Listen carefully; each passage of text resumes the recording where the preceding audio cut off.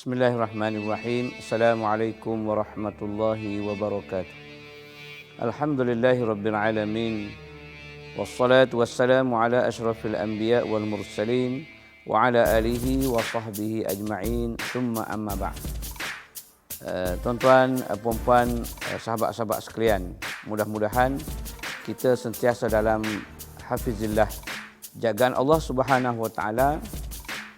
Pada ketika dan saat ini kita dirundung satu musibah ataupun satu ujian daripada Allah Subhanahu wa taala yang disebut sebagai COVID-19.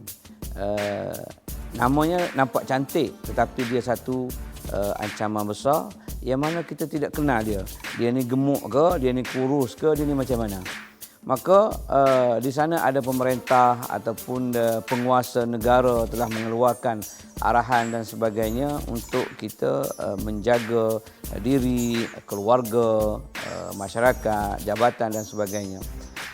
Maka persoalannya di sini bagaimana arahan itu ataupun persoalan itu perlu kita tangani ataupun kita sambut dengan sebaik-baiknya, sebagaimana disebut oleh Allah Subhanahu wa taala dalam suratul Nisa ayat ke-59. Tolong rujuk baik-baik kalau ustaz silap, ayat ke-59 iaitu ya ayyuhallazina amanu atii'ullaha wa atii'ur rasul wa ulil amri minkum. Sadaqallahul azim. Wahai orang-orang yang beriman, kamu beriman dengan Allah, maka taatlah kamu kepada Allah, taatkan kamu kepada Rasulullah, taatkan kamu kepada pemerintah.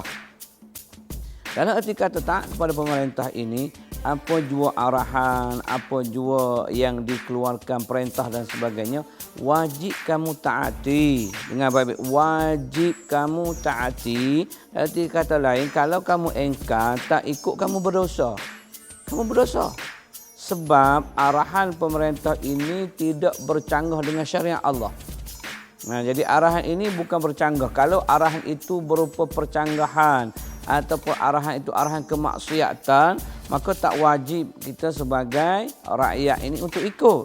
Ataupun sebagai pekerja tak boleh ikut kerana dia maksiat. Contoh pemerintah kata, si fulan bin si fulan, kamu tak boleh sembahyang. Maka kita tak boleh ikut, sebab itulah perintah Allah supaya solat. Begitu juga majikan atau pemerintah kata kamu hendaklah pergi melacur. Hukumnya haram, tak boleh ikut kerana itu perkataan maksiat. Ataupun kamu jangan tutup aurat, maka itu perkataan maksiat dan sebagainya.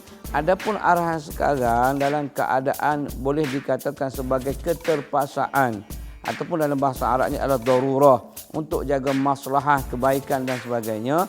Arahan itu adalah bertepatan dengan arahan Allah Subhanahu wa taala. Maka pada ketika itu wajib kita ikuti, haram kita mungkirinya.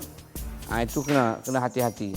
Jadi kita sebagai warga FMM terutama sekali, Maritim Malaysia, adalah berpegang teguh dengan arahan yang dikeluarkan kerana arahan itu sejajar dengan kehendak Allah Subhanahu wa taala.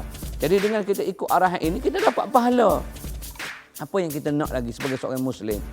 Mendapat pahala, kita datang kerja, kita ikut arahan. Kemudian arahan yang ada simple, stay at home. Sebelum ni pun kita pun curi-curi duduk kat rumah kan. Waktu kerja curi duduk kat rumah. Tiba-tiba orang suruh duduk kat rumah, ya kena duduk kat rumah lah. Stay at home. Ataupun work at home, kerja daripada rumah dan sebagainya. Tiba-tiba yang ni nak engkau, kata jangan keluar ikut masa tertentu sahaja. Nak juga keluar. Kenapa ni? Kenapa suka sangat engkau perintah ni? Tak wajib ikut. Wajib ikut arahan ni. Kena ikut. Jadi oleh kerana di sana ada maslahah kebaikannya, menolak kemudaratannya, maka sebagai seorang Muslim, sebagai seorang rakyat yang setia kepada negara, sebagai seorang pekerja yang taat kepada majikannya, wajib patuhi arahan selagi arahan itu ada maslahah kebaikan dan dia tidak bercanggah dengan hukum Tuhan, hukum Allah Subhanahu wa taala. Jadi kepada semua warga Maritim Malaysia dan semua ahli masyarakat, hendaklah kita taat kepada apa jua perintah Allah Subhanahu wa taala, perintah Rasulullah dan juga perintah ulil amri, pemerintah kita yang selagi mana tidak bercanggah dengan hukum Allah Subhanahu wa taala. Insya-Allah kita sentiasa dalam jagaan Allah Subhanahu wa taala. Wallahu a'lam.